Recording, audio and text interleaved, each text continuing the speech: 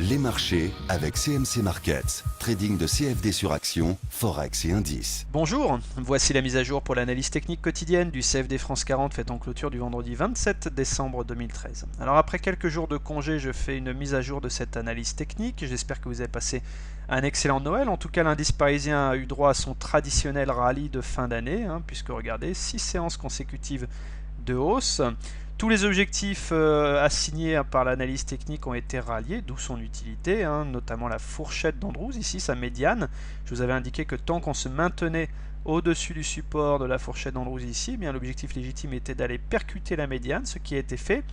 Et puis je vous présentais également lors des précédentes analyses techniques un biseau d'élargissement descendant, ici, en orange.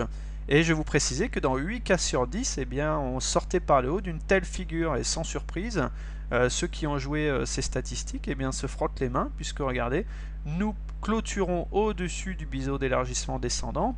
Et ce qui est plutôt sympathique, c'est que ça ouvre la voie quand même à un objectif extrêmement ambitieux qui est atteint dans 8 cas sur 10, c'est d'aller chercher quand même les 4590 points. Alors comment se mesure cet objectif ?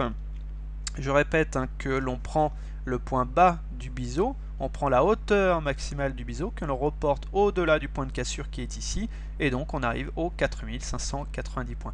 Objectif atteint dans 8 cas sur 10, c'est tout à fait considérable en matière de trading d'avoir des statistiques comme celle-là. Bon, traduisez aussi, si vous êtes pessimiste, que dans 2 cas sur 10, on n'y va pas. Alors sachez également par rapport à cette figure que dans 4 cas sur 10, on assiste à un pullback, c'est-à-dire qu'on casse par le haut, comme ici, au niveau des statistiques, 8 cas sur 10 sorties haussières, donc on casse par le haut, et dans 4 cas sur 10, on vient faire un pullback, c'est-à-dire qu'on vient tester ce qui a été cassé, c'est-à-dire l'ancienne résistance qui change de polarité pour devenir support. Voilà, donc vous avez les cartes en main par rapport à cette figure, vous les aviez déjà auparavant, mais c'était une petite mise à jour.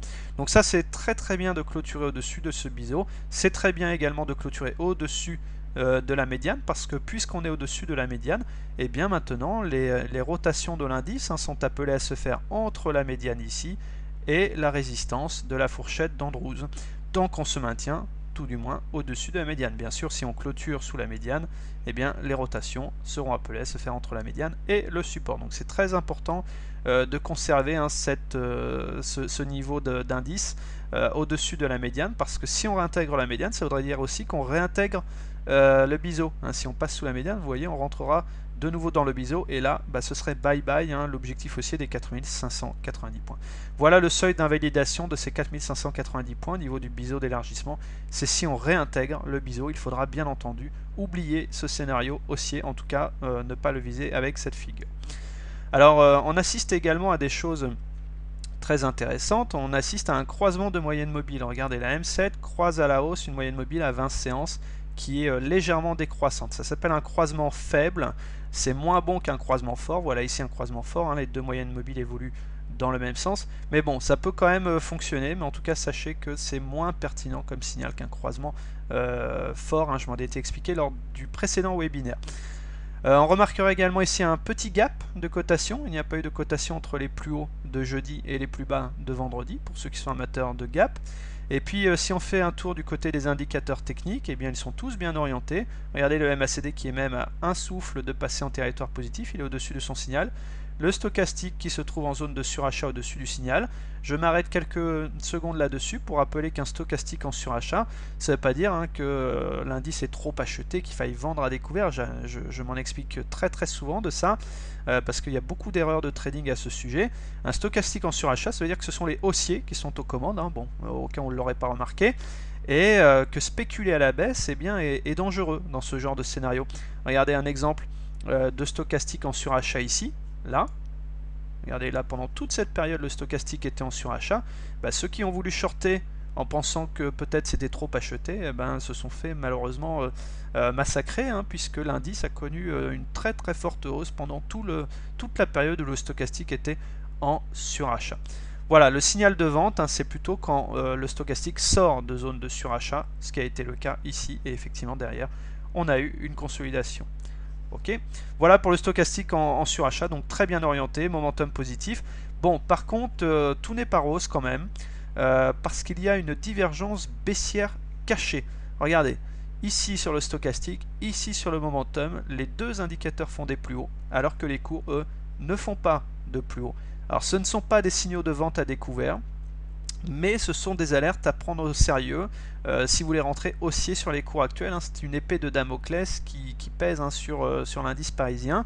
Alors il y a un niveau d'invalidation de ces divergences évidemment. Il faut faire à la fois des plus hauts sur les indicateurs et des plus hauts sur les cours. Autrement dit, il faudrait battre les 4311 pour ne plus avoir ces épées de Damoclès. Mais en aucun cas ne traduisez ça comme des signaux de vente à découvert, ce sont uniquement des alertes. En plus, ça ne s'accompagne pas d'éléments négatifs, donc on ne peut absolument pas exclure qu'on vienne invalider ces divergences baissières cachées, ce qui serait quand même souhaitable pour une continuité de la hausse.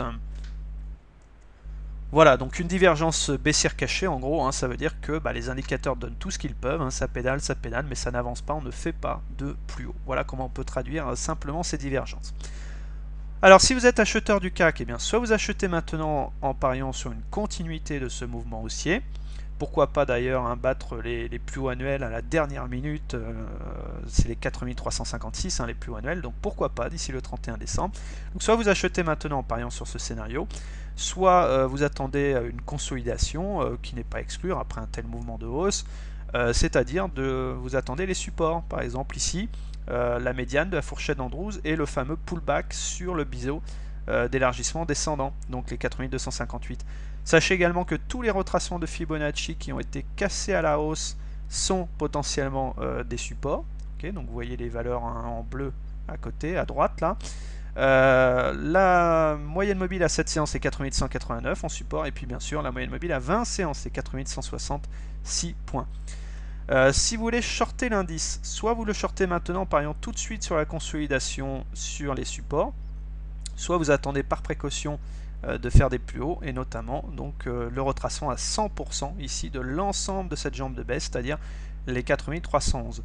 À ce sujet, sachez qu'il y a de grandes chances qu'on aille tester ce niveau, puisque vous connaissez la règle, à chaque fois que l'on clôture au-dessus d'un retracement de Fibonacci, on va chercher le retracement suivant, et là vous voyez qu'on clôture au-dessus des 76,40% de retracement, donc il y a de bonnes chances d'aller chercher les 4311 points.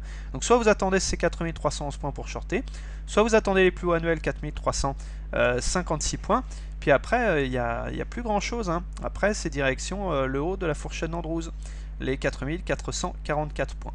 Je terminerai cette analyse technique en précisant qu'évidemment les biseaux ascendants vont être supprimés lors de la prochaine analyse, puisqu'ils n'ont plus lieu d'être. On a cassé par le haut ce biseau d'élargissement descendant, et donc c'est le scénario haussier maintenant qui est à privilégier par rapport à ces biseaux ici ascendants qui ont bien fonctionné, il ne faut pas bouder le plaisir, puisque j'avais dit que dans 8 cas sur 10 il y avait une sortie baissière. On a bien assisté à un fort mouvement de consolidation, on a quasiment été chercher l'objectif baissier du biseau avec le support noir. Par contre on n'a pas été chercher l'objectif baissier du biseau bleu, et ça c'est à peu près conforme aux statistiques, puisque dans 6 cas sur 10 seulement ces objectifs baissiers sont atteints.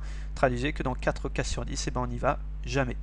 Voilà, donc je supprimerai ces biseaux, c'est plutôt maintenant la cassure du biseau d'élargissement descendant qui l'emporte. Je vous souhaite un très bon week-end et puis surtout un excellent réveillon. Je vous retrouve quant à moi jeudi 2 janvier. Voilà, bonne fête à tous, au revoir.